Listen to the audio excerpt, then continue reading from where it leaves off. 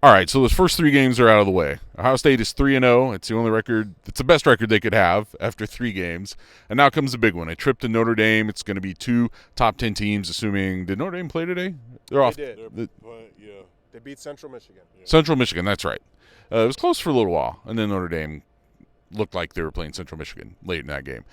So two undefeated teams, a top 10 matchup in this game. Stephen, what is your, after three games, your biggest remaining question or concern, or however you want to say it, about the Buckeyes? So bear with me here because it's a little more macro than the micro stuff that typically we focus on in this stuff.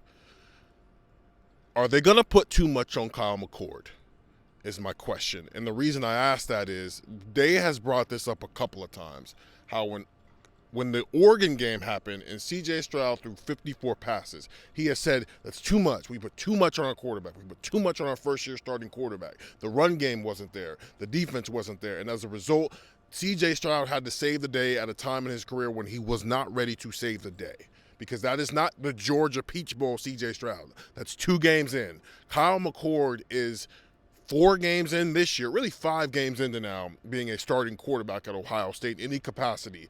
He is not at that level yet where they need to rely on him to save the day.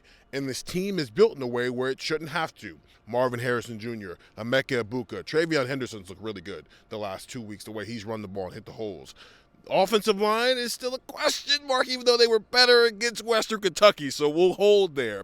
The defense has showed promise, especially those cornerbacks, and we already know what it is with the linebackers. There is enough here that Kyle McCord should not have to throw 54-plus passes and play Superman against Notre Dame. If that doesn't happen, I really like Ohio State's chances, because then you're asking him to do what you should have been asking C.J. Stroud to do against Oregon in 2021, and that's be a game manager and get these weapons the ball. Same question, Andrew. Your biggest concern after 3 games? I'm going to take a little bit more of a micro level. I think it's the offensive line. With all due respect to any defensive lineman from Indiana, Youngstown State, or Western Kentucky that might be watching this video, they're not going to be what Notre Dame shows in 7 days in South Bend. And you mentioned it a little bit. You don't want to put too much on Kyle McCord's shoulders. If Ohio State goes into Notre Dame and both teams play their best game, is anybody really going to say that Ohio State loses that game? I don't think so. I think if both teams are at the top of their level, Ohio State is going to win that game. So, what kills Ohio State? When you create negative plays for yourself. And how do you create negative plays? Kyle McCord has to throw off his back foot, and all of a sudden a promising drive where you're marching the ball down the field ends in 0 points.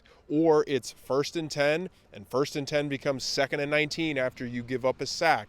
That is how you lose games like that to teams that are still really good, that are still top 10 teams, but are not as talented as you are. So if the offensive line can hold up, I think that that's going to solve a lot of things. So I think it's a micro issue that has a macro effect on the rest of Ohio State's offense, because the defense, I think, has the talent. The defense, when you look at the talent and what is there and kind of how they can handle things, don't have a ton of concerns about the defense right now as we do this. Don't have a ton of concerns about them. But if the offensive line is going to be a problem next week and all of a sudden Kyle McCord's throwing with, 2 dudes that are right in his face, that's an issue.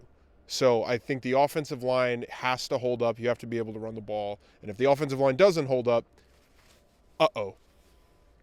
Well, the other thing that kills those drives is when you don't convert 3rd and 2. And drives that should go on and give you a chance to make those explosive plays don't happen. Today they were 3 of 3 on 3rd and 3 or shorter in the first half, and 2 of them were runs. So some positive momentum in that category going into this game. I'm going to say the pass rush. And I've been the one saying all along and all this week, the pass rush isn't really a catastrophe. The pass rush is especially maybe not going to be a huge factor in this game the way Western Kentucky plays. Ohio State did get to the quarterback a couple of times today. They got to do it this coming week. I mean, there's a lot on JT Tuimoloau and Jack Sawyer in the week ahead. And fair or not, they're going up against 2 future NFL offensive tackles. So they're used to doing that because they did it all last season in practice when it was Paris Johnson and DeJuan Jones, 2 guys that are having pretty good rookie starts in the NFL right now. So you got to do it again. It's a huge part of this game coming up this week. There's going to be more opportunities probably against someone like Sam Hartman to truly get after the quarterback, maybe more conventional look from Notre Dame as opposed to what Western Kentucky was doing today with just as quick as it gets the ball out.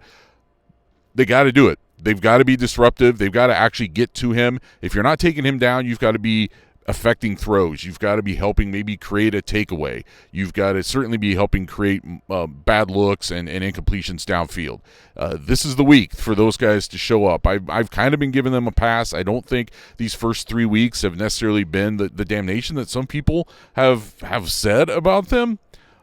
But this week is the test. This is the week they have to show up. It's why they're here. It's why they're here as third-year guys. Like, so much of what we expected from this defense was those guys bookending the defensive line as third-year guys kind of coming in